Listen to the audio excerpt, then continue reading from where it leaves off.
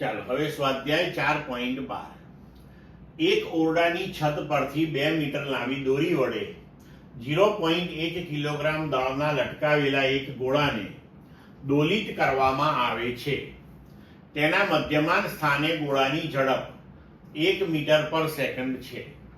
ગોળો જ્યારે એ તેના કોઈ એક અંત્ય સ્થાને હોય અને બી તેના મધ્યમાન સ્થાને હોય ત્યારે દોરીને કાપવામાં આવે તો ગોળાનો ગતિપથ કેવો હશે?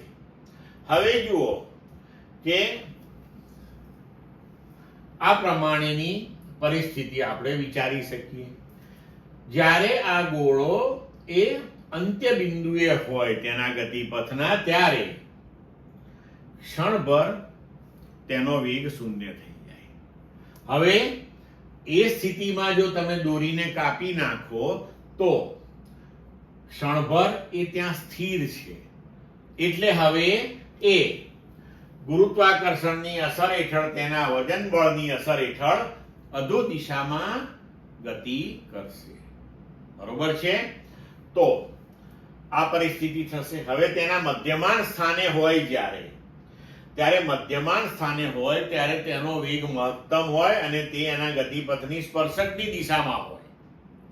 તો એ પરિસ્થિતિમાં ધારો કે આવી રીતે આપણે સ્પર્શકની દિશામાં એનો વેગ લઈ લઈએ.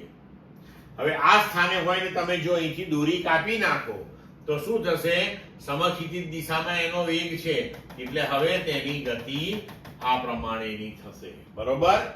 તો હવે અહીંયા ગુરુત્વ પ્રવેગ અધો દિશામાં છે અને સમક્ષિતિજ દિશામાં તેનો વેગ છે, એટલે હવે આ કિસ્સો જે છે એ પ્રક્ષિપ્ત પદાર્થની ગતિના કિસ્સા જેવો થશે અને એટલે હવે આ જે ગતિમાર્ગ છે તેનો એ પરવલયાકાર માર્ગ થશે અને છેવટે તે જમીન પર પડશે.